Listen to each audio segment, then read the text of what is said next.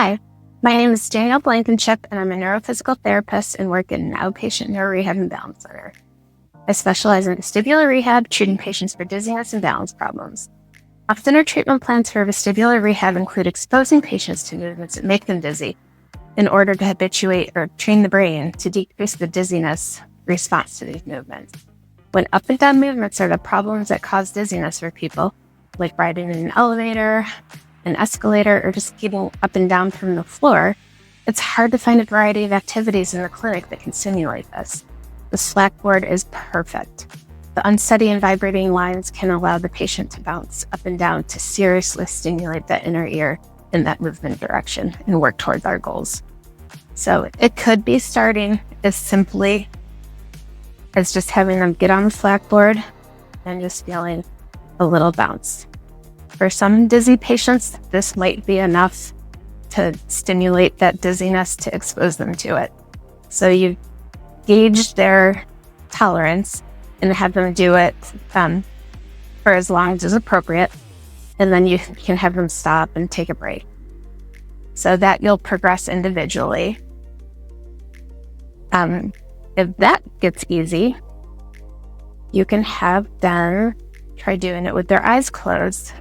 Taking that vision away challenges that inner ear even that much more. And again, this can be very, very challenging for somebody that is dizzy.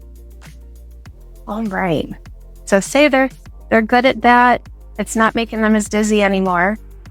I've got an A on a sticky note on the wall here. You don't want it to be too big, which is why it's not too visible on the camera here. You can follow up from that and add some, we call it gaze stabilization, but working on that coordination of your head and your eyes working together to help decrease dizziness too.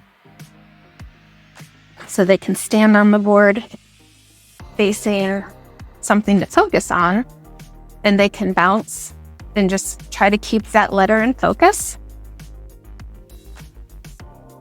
And then if that becomes easy, they can bounce and add some head turns and try to keep that A in focus.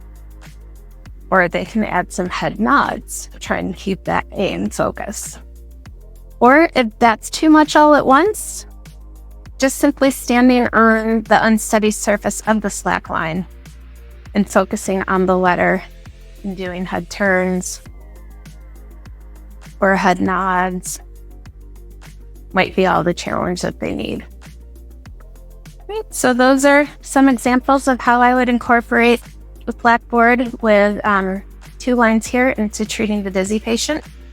And also, you can always progress to 1 line to make it even harder. Thanks for watching.